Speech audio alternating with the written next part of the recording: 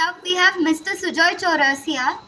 He has worked till 2009 in senior management level position in marketing, sales, business development, new market development, channel management, distribution, client servicing with leading organization in telecom, IT, ISP industry, man management, organizational management, modern trade business, from purchase of merchandise, logistics support till sale through hyper formats. Mr. Sujoy Chaurasia will be presenting on recycling business of batteries in India, challenges and opportunities. The stage is yours, sir. You can start with the presentation.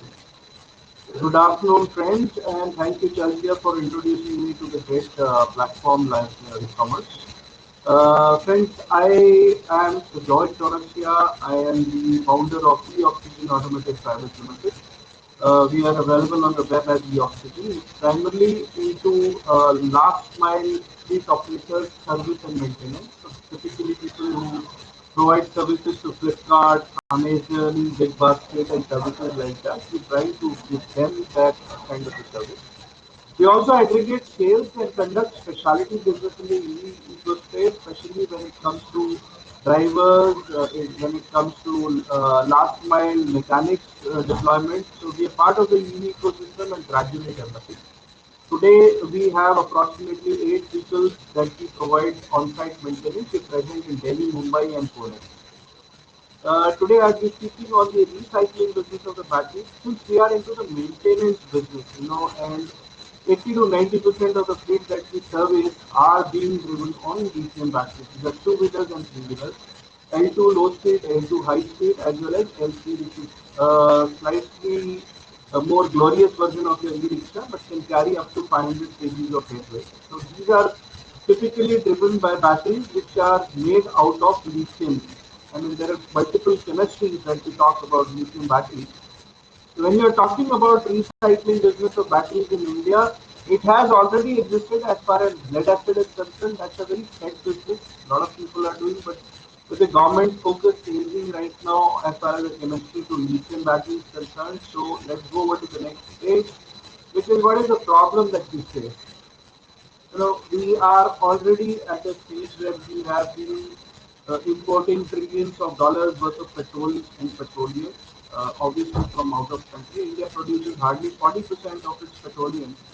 And today, with the entire focus going over to electric-driven, non-polluting vehicles, our dependency from Middle East or other countries to importing petrol is now gradually shifting to lithium-based batteries. Today, we are already importing around 1 to 1.2 billion dollars worth of batteries, and this is bound to go up to a very large extent. I mean, the extent is as high as 4 to 5 billion dollars. Again, we're going to be dependent, and it's on a third-party country with which India doesn't have a very friendly relationship. Look, less than 20% of this is right now being recycled, and that's too at a very crude method or So your crude. voice is not clear. So could you just adjust your mic? Is it clear now? Yes, sir, much better. Thank you. In case there is a issue on the mic, do let me know. I mean, Yes, sure, sir. Yes. You can now, continue. yeah, less than 20% of the lithium-ion batteries today are being recycled, and it's fairly. I mean, when I say recycling, it's more of repurposing, and it happens only in metros.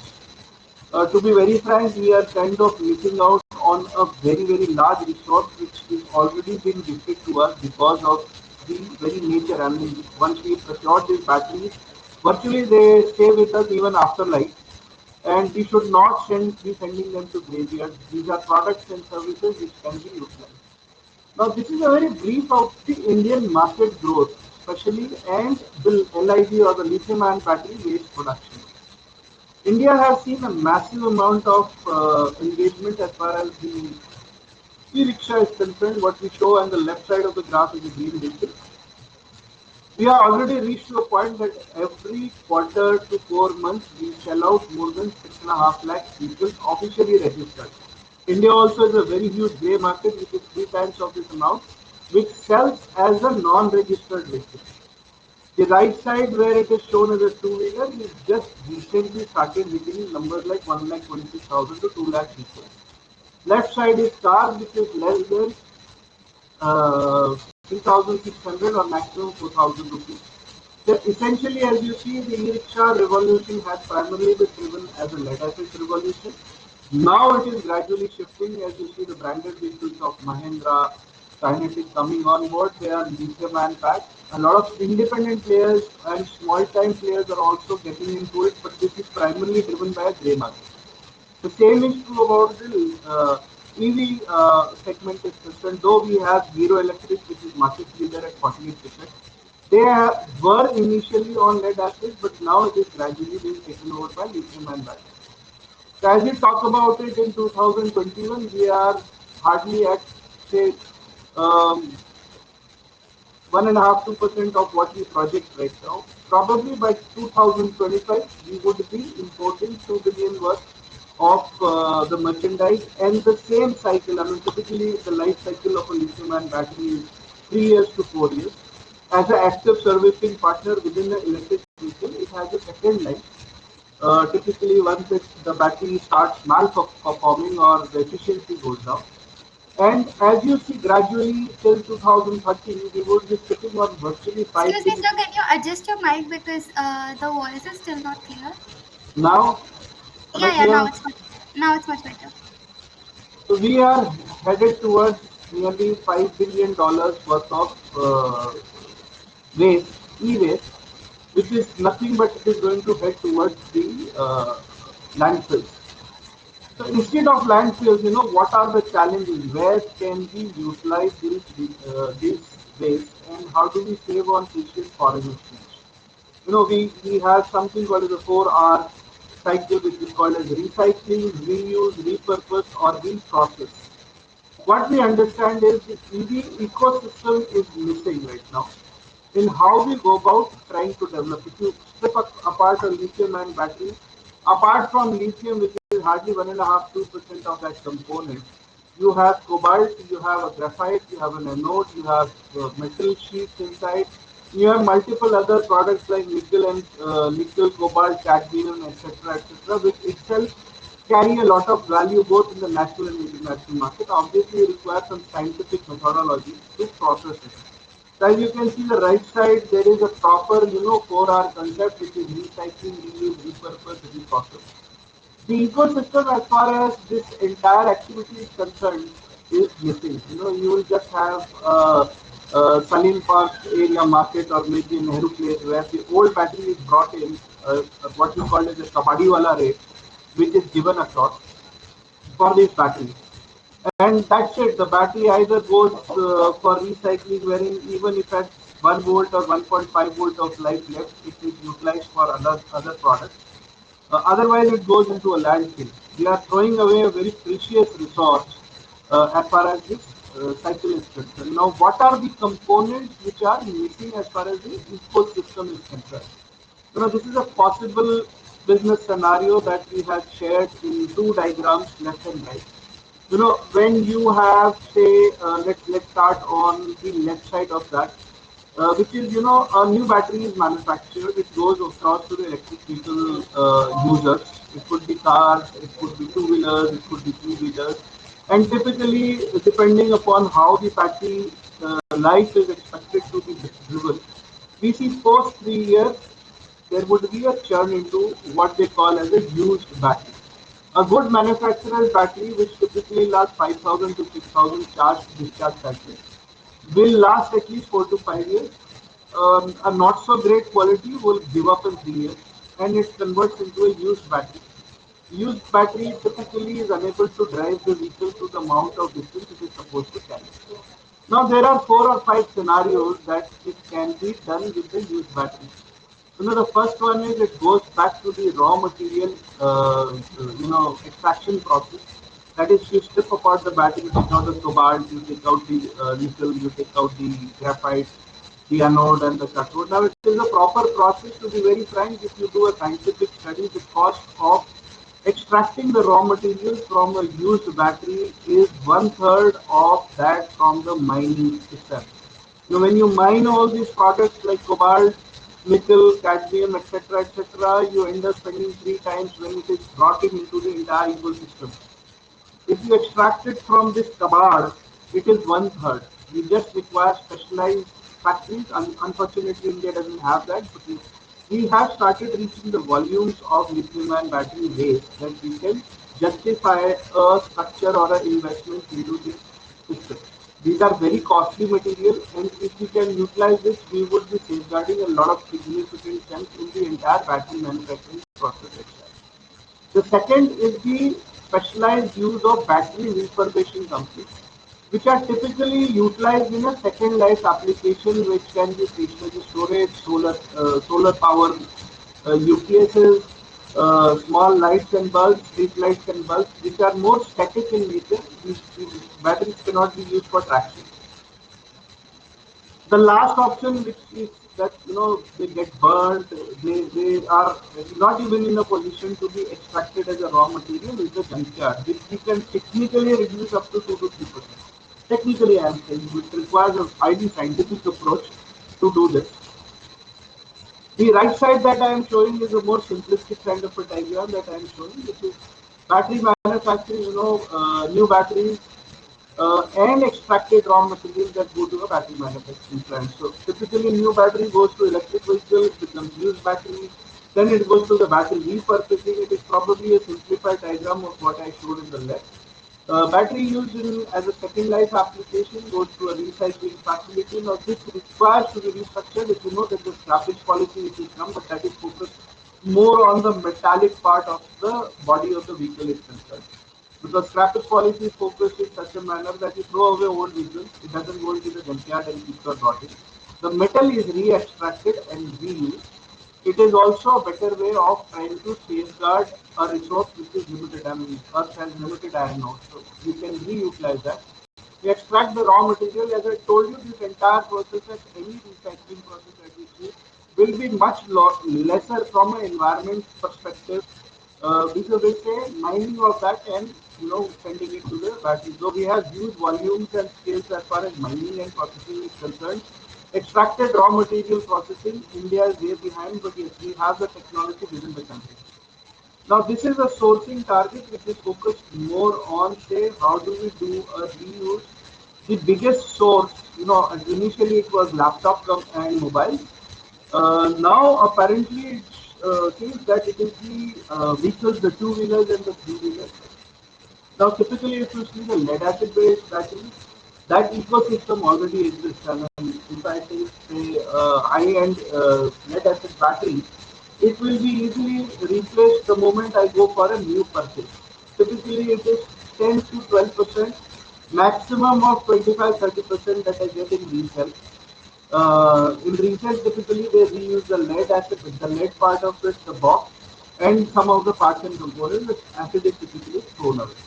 As far as lithium ion is concerned, because it's advanced chemistry, the structure is advanced. It's more sensitive material to be used. It's explosive material. If it's exposed to air, it can blast. In such a situation, you require a proper ecosystem of bringing across. Now, this is something which I have conveyed to you and showed how intelligent battery system can be done, which can give the life, but it's a costly piece of equipment. Obviously, it gives or extends the life of the battery, and the battery can actually go through proper cycle of being tracked down, being used. It helps in balancing of the battery. It helps in extending the life. So whatever XYZ amount, say a delta of 10%, say at 20,000 rupees the battery, you are buying at 21 or 22,000 rupees. It is worth the expense that you spend the moment you are talking about an intelligent or a swappable battery system. It extends the life. It helps you track down where the property is, if suppose it is being given by a company which is extending it as a equipment or a capital equipment on hire. And it also helps you in recycling. Now coming back to the entire ecosystem of how it is doable, this is critically required because whatever that we have shown, customers, pilots, these are people who are already involved into this business, that is the track, the motor, motorcycle, mobility. charger. These are companies which are already involved into this entire structure of recycling of the battery. And unless and until companies come up, that is both the battery manufacturers as well as the users of those batteries, this entire ecosystem will not be complete. So till the time a collaborative approach is not made, it will be very difficult to make a statement of how we can utilize this huge potential which exists within India. You know, now coming to my back end of the presentation, how is it possible to collaborate? We ideally as collective whole, the entire EV ecosystem should come together as an ecosystem. Everybody's interest is involved. It's not that it's a competitive field. It's as simple as that if a battery manufacturer can give a buyback of 30 or 40%, which we can help to come together. I mean, because of my individual capacity, we can help develop products which can give a buyback of up to 40% on a lithium-ion battery. It is possible for us to join hands in buyback, processing of batteries, and an attractive proposal of say up to 40% of the battery cost. Obviously, it will be a paid product, something like an insurance. But this is doable. As I said, doable, but scientific approach is required. You need an ecosystem to do it. You require a logistics for the returns of the battery collection points. Repurposing, you require not one but multiple startups. As I told you, it's a business model that we're talking about. And sale or disposition of the lithium-ion batteries to the point of extraction plus the extraction itself is big business point, but it is for those who can bring in a heavy investment or muscle.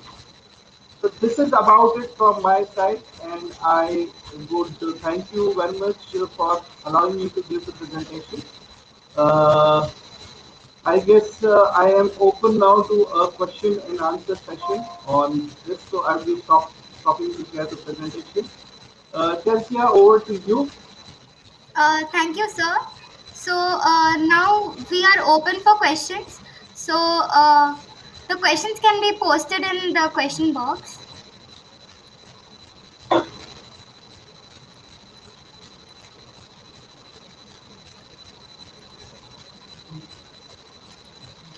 Everyone can post their questions in the question box.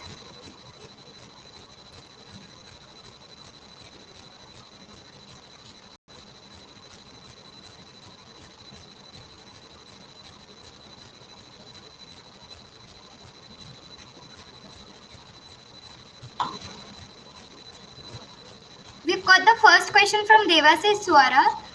He is asking, how are the charging technologies evolving for batteries used in vehicles? A good question. Charging, first of all, is not standardized here. As far as two-wheelers and leafs are concerned, we dependent upon a plain AC/DC charging, which is your 5 ampere and your 15 ampere plug socket. So right now we are struggling more to get that kind of charging out of place. We do have fast charging, but typically fast charging will be utilized by heavier users of battery packs. Typically 1.5 kilowatt to 3 kilowatt battery packs can be easily charged for 3 to 4 hours on your regular home socket. So it is more of a availability of these charging points across, because public charging points as regular sockets itself is not available. For a user, he either does the charging in his home or at his office. But when you're talking of multiplicity of cars, of heavier L5 vehicles and L7 vehicles, you require proper fast charging installation. A proper business model and ecosystem is required, because typically petrol is 100 rupees. So even if I make just 2%, it is 2 rupees.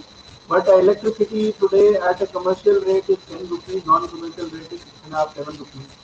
So 10% would, say 1-2% would hardly give me 10 15 paisa, and it takes 2 to 3 hours for one unit, one vehicle to be charged.